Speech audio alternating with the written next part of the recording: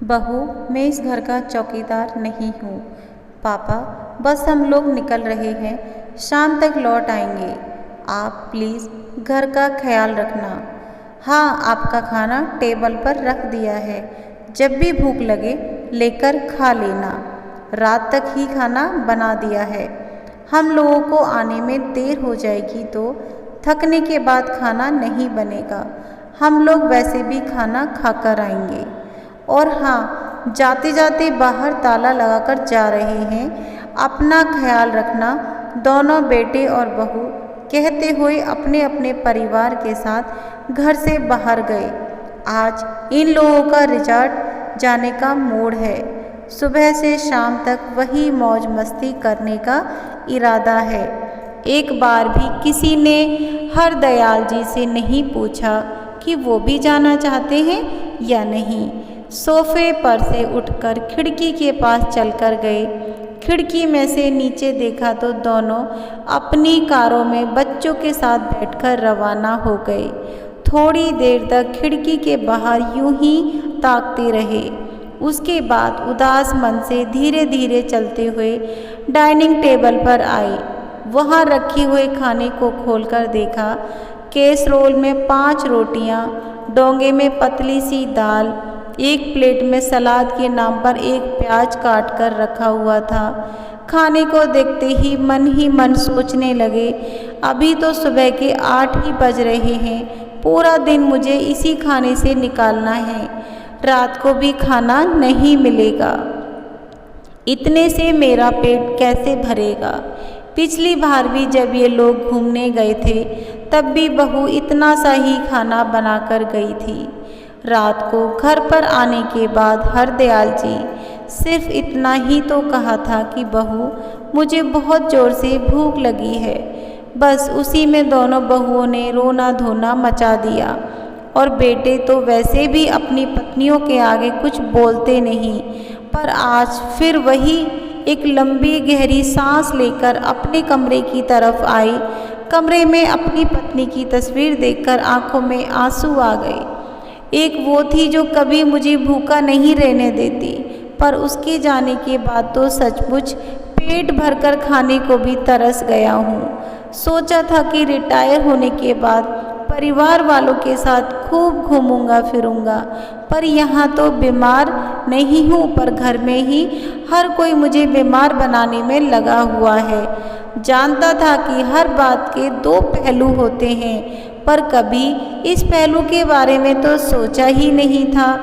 पहले कितना घूमने का शौक था। महीने में 2 बार तो परिवार के साथ बाहर घूमने निकल ही जाते थे, पर अब कितने महीनों से तो घर के बाहर भी नहीं निकला हूँ। ये लोग जब भी कहीं जाते हैं ताले में बंद करके जाते हैं।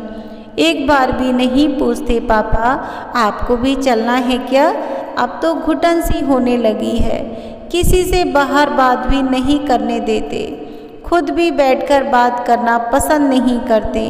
आजकल पता नहीं दोस्तों भी फ़ोन नहीं आते।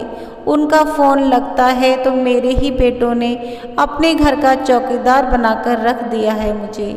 जब हाथ पैर चल रहे हैं तब भी मेरी कदर नहीं, तो जिस दिन बिस्तर पकड़ लूँगा तो मुझे तो पूछेगा भी नहीं। किसी न किसी निर्णय पर पहुँचना बहुत ज़रूरी हो चुका है। अभी हरदयाल जी मन ही मन सोच रहे थे कि उनके फ़ोन पर एक अननोन नंबर से फ़ोन आया।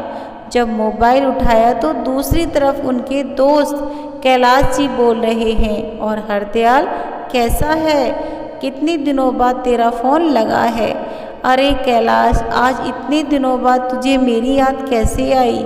भाई यह पूछने के लिए कि कब तक भाभी के जाने का गम मनाएगा। कुछ आगे का सोच कि नहीं। मतलब यह कि इस बार हम सारे दोस्त मिलकर रामेश्वरम घूमने जा रहे हैं, तू भी चलेगा इस बार। पिछली 2 बार भी तुम मना कर चुके हो। मैंने मना किया कब। अरे पिछली बार वैष्णो देवी यात्रा पर गए थे और उससे पहले कैलाश मानसरोवर यात्रा पर गए थे। तेरे फ़ोन पर फ़ोन लगाओ तो लगता ही नहीं। आखिर तेरे बेटे को फ़ोन लगाया था तब तेरे बेटों ने ही कहा पापा मना कर रहे हैं, अब मम्मी के बगैर उनका कहीं मन नहीं लगता। इस बार मैंने किसी और नंबर से फ़ोन लगाया, तुझे कमाल है ये नंबर तो लग गया। अब सुनकर हरदयाल जी हैरान रह गए। उन्हें तो बिल्कुल पता नहीं था कि पहले भी 2 यात्रा जा चुकी हैं, मतलब बेटों ने उन तक बात पहुंचाई ही नहीं।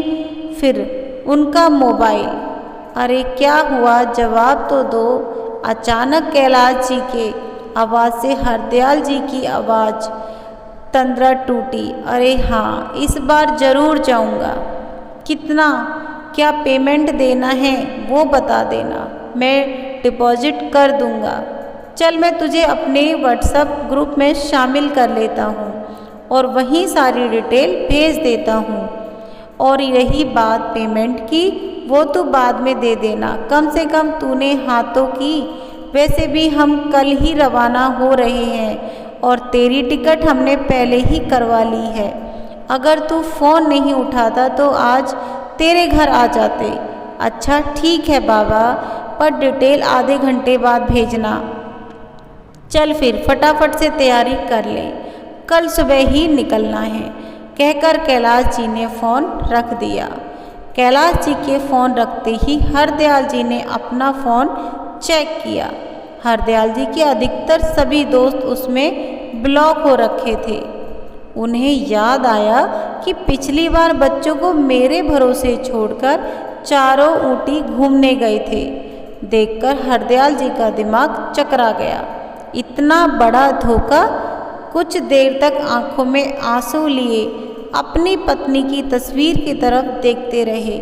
फिर आंसू पोंछकर सबसे पहले हरदयाल जी अपने सारे दोस्तों को अनब्लॉक किया।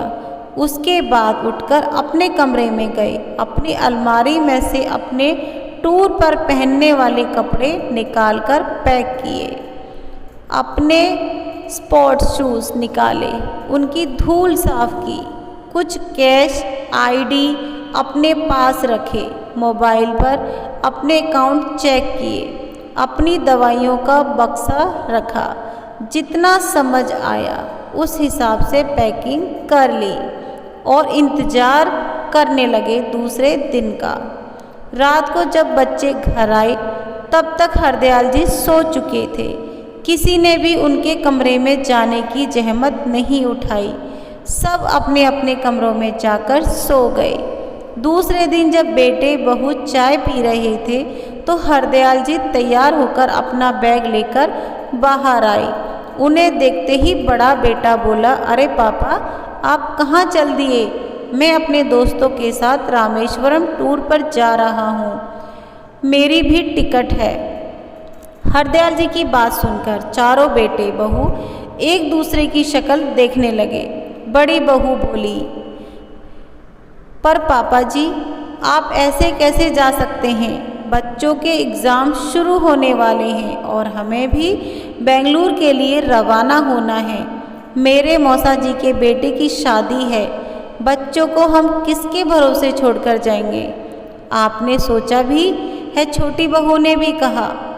और क्यों फालतू में पैसे खर्च करना, आपके पास इतना ही पैसा है, थोड़ा बहुत हमें दे दें, बेटे ने भी कहा। वैसे भी इस उम्र में कहाँ घूमने की लग रही है आपको?